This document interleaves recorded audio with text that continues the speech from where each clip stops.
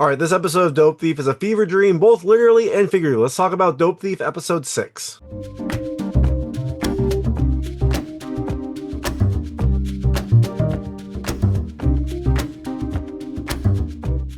Hey everyone, it's David Stark from Watcher Pass, and I'm here to talk to you about Dope Thief episode 6, Love Songs from Mars, coming to Apple TV Plus on April 11th, 2025. It's the 6th episode in an 8-part Dope Thief series. This one takes a little bit of a turn that I didn't quite love, but is this one worth your time? My hot take is I think you should watch it later. I did not like this episode. I think I liked it maybe a little more than the last episode, but not much. I thought it was another weak episode that feels like kind of a time waster with little story progression and an over the top ending. It still has the great cast I love. It has some really good performances, really good practical effects, but overall, this episode just felt almost like nothing happened. Maybe it's just me, but it really felt almost like a filler episode. I felt like there should have been more realizations here, or at least just more stuff happening. I felt like this whole episode could have been condensed down and then maybe had a additional story or something else to go. If this felt like a 47-minute fever dream, which is basically what it was. So I think you should check out eventually. I still like the series. I think you should watch the series, but it has kind of taken a downward turn after the first couple really great episodes. There's 2 left. We will see if it gets better, but I don't know. I'm not liking the trajectory. Fingers crossed it gets better. So, all that being said, I'm going to tell you a little about the episode, a few things I like, a few things I didn't like, and then really quickly go into a recap. So as you can imagine, there will be spoilers in the recap section. If you don't know what happens in this episode, I would turn it off when I get to the recap. Before that, though, I'll keep it vague. I'll keep it spoiler-free. Unless you want to get to those spoilers. So Dope Thief episode 6 continues right after the events of episode 5. Remember, at the end of episode 5, Ray was targeted by what appears to be a cartel assassin, and he got shot in the leg. And it looked like everything was done for him, but then, boom, his father shows up, kills the assassin, and takes him into the garage to patch him up and drags the assassin in there too. Now, episode 6 continues right after that, where Ray is kind of like dealing with the effects of that wound and trying to recover while a whole bunch of other stuff happens around him. So, things I liked about this episode. The first, I still love the cast. I mean, and this episode is strange because you kind of get to see almost all the cast. The only person we don't really see is Michelle Taylor, but everyone else makes an appearance. So, I mean, that was cool. It was cool to see everyone, kind of the gangs back together, even though the episode was kind of weak. The second thing I did love the performances. I mean, look, I didn't love the episode, but there were some really good performances, especially from Brian Tyree Henry. I mean, like I said, it's kind of a fever dream. It's mostly his fever dream, and he goes through all sorts of waves in this. Wagner Moura has a great performance as well. I mean, everyone does a really good job. Yeah, I just didn't like the episode, but the performances are fantastic. I mean, they have to do some pretty emotional scenes here, and they all do a great job with what they have. The third thing I like the effects. This series has air on the practical side, and this episode is no different. I mean, you get some, get a ton of effects. We get some pretty gruesome looks at Ray's injury, and then there's some other kind of like practical effects later on in the episode. The last thing I love the music. I mean, this series had pretty good music. I mean, the opening theme is fantastic. But this episode specifically has some kind of like nice hip hop music during some of the scenes, some jazz music when it's kind of getting a little bit chaotic. There's like a cacophony in there of really kind of like nice jazz music to kind of emphasize that. It really does help to like set the mood for some of these scenes. So, all that being said, things I didn't love as much, I already kind of told you.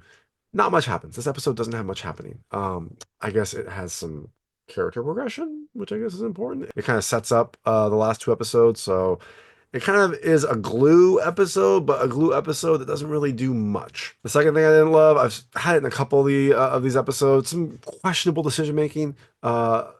It moves the story along. It gets us to a pivotal point in the episode, but doesn't really seem to make a lot of sense. And the last thing I didn't love as much, I didn't really love the ending. The ending went a little bit over the top.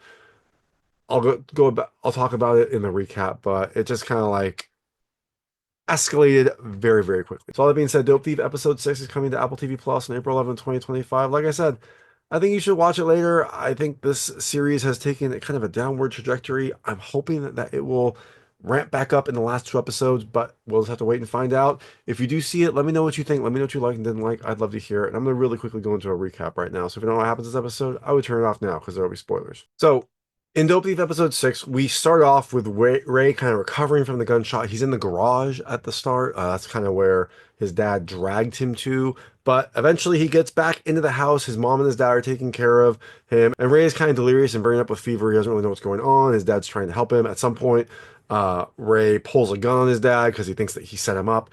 There's some tense scenes here, not a ton of tension. It never gets like crazy tense, but there is some uncertainty with Ray's demeanor here. Now, we eventually find out that the DEA gave his dad a deal that he could get out of jail, but he kind of has to narc. His dad has an ankle bracelet with a wire on it, so he is monitoring what's happening. It seems like the DEA is trying to get some evidence against Ray, but it does allow his dad to like get out of jail and see his son. So, kind of nice, I guess. And his dad did the deal, but he seems to be kind of like working against the DEA. He plays music at times. He tries to minimize exposure, tries to like keep things in code so it doesn't implicate his son, even though he is there to help out his son.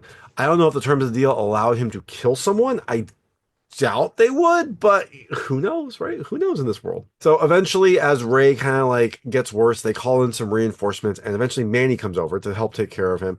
And Manny is strung out, as he has often been during this series, but he genuinely cares. He's genuinely taking care of Ray. And as Ray kind of like degenerates, I guess, as he like, as his health declines, they say that he needs to go to the hospital, but his dad thinks that he would get taken out before that. He thinks that the cartel is monitoring him, and if they leave, the cartel is going to ambush him and kill him before he gets to the hospital. Now, we find out that the person that shot Ray was, I think, a cartel enforcer. So his dad says they only send that when they like, when you have something on them that they need from you. And we have kind of figured out that these dollar bills, these $2 bills that they've acquired from a couple different people are the key to what the cartel wants. They have some sort of numbers on them. I guess they're super important. I guess the cartel didn't make copies of them for some reason, but for some reason these numbers are super important, and that's what they want to get from Ray and Manny. Now, meanwhile, Mina and the other DEA agents are monitoring the situation, and I was like, why aren't they like watching them? I mean, they're listening, over the wire, but you'd think that they would have to be a little closer, have some sort of mobile van watching the place to see what's happening. Like, apparently they don't have that. They don't have that. They're in like some remote station. I guess this little ankle bracelet has really great coverage. I don't know what technology they're using, but they're getting audio even though they're not near the situation. But they're monitoring, and Mina wants to send people to help Ray. She seems to want to keep him alive as a witness. She's like complains that he's suffering. And at some point I was like, I mean, I don't know, like she hates him. He killed her lover. Like, I guess she still is inherently, wants justice, or maybe is inherently a good person because she gets mad at them for like allowing Ray to suffer. She's worried he's going to die. But I think she, A, wants a witness because Ray was a witness to what happened. He was a participant, but he's also a witness. And also, she wants to make sure he suffers the right way. She doesn't want him to like suffer from this gunshot wound. She wants him to suffer in prison after he has been tried and found guilty. So we also do find out a little bit more about Mina's past in some of the conversations, some of the like random side conversations. She has a conversation with the babyface agent, and she's like, "Oh, it's an anniversary," and the guy's like, "What are you talking about?" And then he's like, "Oh, wait, you had a kid," and we find out that this is the fourth anniversary of her child's death. Her child, was growing up, hanging out with the wrong people, and they experimented with drugs, and instead of getting like I think a Percocet, it ended up being a fentanyl, and her child OD'd. So that was 4 years ago. That kind of like pushed Mina over the edge. She never really recovered from it, and that is partly, I think, why she does these, drug operations, because she wants to prevent that from happening to another kid. So eventually, as Ray's condition gets worse, son comes over with his mom. His mom was a doctor during the Vietnam War, and so she knows some medicine. She helps patch Ray up, but says that he has an infection from a previous injury. That shoulder shot, where he got shot a while ago, that was never fully healed, and apparently that is infected. And there was a little bit of pus in there that popped, I guess, and is now in his bloodstream. And she says he needs to go to the hospital or he'll die. He's also like burning up with fever. He is worsening, so she says that they need to go to the hospital. Now, eventually, Ray freaks out because of all these people and these, things that are going on. And so he goes up to the attic and he freaks out up there as well. And he has a gun. He looks like he's going to probably shoot himself. But then he gets annoyed at some radio that keeps playing some pretty sweet tunes, like some really good, like I think 90s music. There's a boy band song in there. There's some good, like old school music that is playing. I don't know why Ray hates it, but He does hate it. He shoots the radio, and everyone downstairs is like, "Oh my God, did he kill himself?" But then another shot comes through the window. I don't know if that shot did it. What was the reason? Like, I don't know if that shot like pushed someone's hand, but a cartel enforcer had been watching the house, shoots the window, I guess to send a message, and then jumps in the car and leaves. Which was weird because you would think that they would wait around to see where people are and maybe shoot some of the people. I guess they want to keep Ray alive, but doesn't mean they can't take out some of the other people. But anyways, I guess it's one shot, well, two shots, Ray shot, and then the cartel shot, and that's it. Now, after these shots, Manny, Son, and Son's like bodyguard go outside to check and see what's going on. They've got their guns drawn, and Manny, in a fit of panic, sees a car that has been circling for a while, and goes in front of it and makes amends. Like, I'm sorry for what we did. I'm sorry, but it ends up being his girl, his fiance. She was, I guess, just circling for some reason. I don't know why she didn't like go up to the house or call him or call Ray or anything. I guess she was just circling, maybe looking for him. I don't know. Or maybe the cartel was circling, and now when she shows up, he's like thinking it's the cartel, but it's actually his girl looking for him. For whatever reason, she's there. They make up. Everything is fine. She goes into the house, and now she is, I guess, in this horrible situation with all of them. Now Ray is getting worse, and they decide they need to take him to the hospital or he's going to die. So they caravan him. I'm like, why wouldn't they just call an ambulance? Like, if they're worried about getting shot, just call an ambulance. I mean, the ambulance will come, pick him up. The ambulance is probably not going to get shot. The cartel probably doesn't want like that kind of bystander blood. Just do that. I don't know. Why doesn't Ray's dad like be like, hey, we're gonna go to the hospital now. It'd be cool if we were safe. Like, do something. He's wearing a wire. You'd think that they would do it. They caravan to the hospital, and when they're leaving, so when the first shots were fired, the DEA agents were going to send a car. Apparently, that car goes really slow because it doesn't show up before they leave.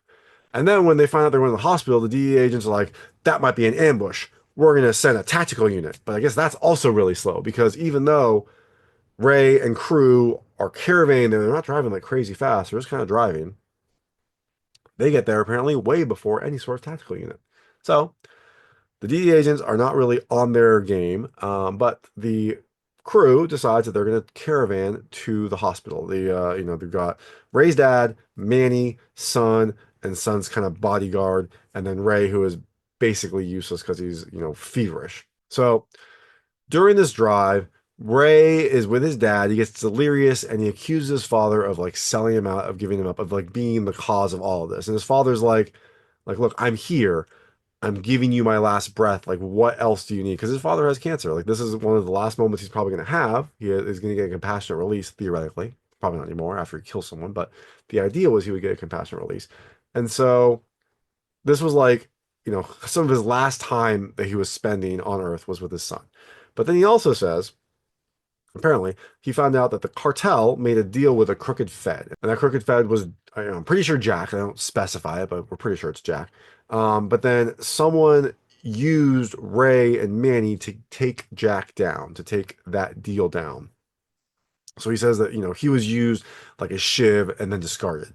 So who it will use him, we don't know yet, but it seems like we're getting kind of closer to the kernel of truth of what actually happened here.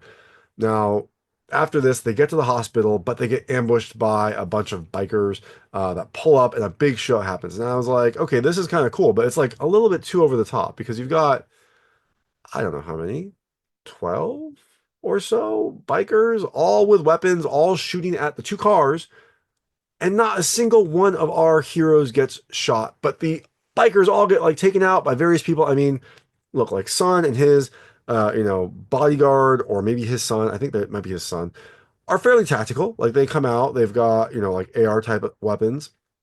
They are, they're using good tactics, they're sighting down, but like, you got 12 bikers all shooting at like two cars. You'd think that someone would get hit, but no one gets hit. And the group kind of like systematically and miraculously takes out almost everyone. And also during this, like, where's the tactical unit? What's going on? Like, I thought they were saying a tactical unit. The DEA said that they were going to send a tactical unit. They're not there yet. Maybe it takes a while to suit up. I don't know. You think they would be on standby? Who knows? But During the shootout, Manny gets Ray into the hospital, and I was like, they get Ray on a stretcher and pull him out, but like there's still gunshots going all over, like through the hospital windows and things like that. I was surprised that they even, put him on a stretcher. You'd think that they would be like, no, no, no, you take him. Like we're not going to risk ourselves. I guess they're trying to save lives. So they get Ray on a stretcher as there's gunfire hailing all about outside. Get Ray going to the, I guess operation, whatever they're going to do. Give him an IV drip of antibiotics. Maybe try to, I don't know what they're going to end up doing, but they are going to try to take care of him. Now, eventually, during all this, and then eventually after, the main shootout, the police show up and the bikers disperse. It seems like everyone's going to be okay. Well, maybe they'll be okay because they've all participated in a shootout. I'm sure that there are crimes that have been committed by everyone, probably on camera. But when the police show up, it seems like the shootout's over, but someone shows up, someone appears outside of Ray's dad's window, and he says, oh, I think expletive, and then you hear a gunshot. And that's the episode. That's the end of the episode. So, what questions do we have? Well, the main one, like, is Ray's dad dead? You hear a gunshot. You don't see him get shot. You don't see any result. You basically just hear a gunshot as the screen goes to black. So, is Ray's dad dead? I don't know. I mean, you saw a gun. It could be that, someone came up with a gun to like try to take him out and then someone else shot him. That's very possible. Dope Thief seems to like to do that. There's been a couple scenes where someone looks like they're about to get shot and then boom, they get shot from someone else. But if he is dead or if he was about to be killed, who shot him? Who set him up? Is it, our mysterious New England guy that we haven't really heard much from recently? Is it one of the bikers? Is it one of the police officers? Is someone else like double crossing and trying to cover their tracks? I don't know. We'll have to find out. Also, will Ray recover? He was pretty feverish. I assume he will because he's one of the main characters. It would be kind of weird if he just like disappeared. But will he recover? And will he have much of a role in the last two episodes? We'll have to wait and find out. What about everyone else involved in the shootout? Are they going to get arrested? Are they going to be detained? I mean, Son and his, I think, son were shooting a lot of people. Manny was involved in this. Ray's dad was involved in this. If he's not killed, he's probably going to go back to prison. The only person that didn't shoot anyone was Ray, but he is already under suspicion for killing Jack. So, what happens to all of our heroes now that they're essentially going to be in custody? And also, what do the numbers mean? What do these mysterious numbers written on these dollar bills mean?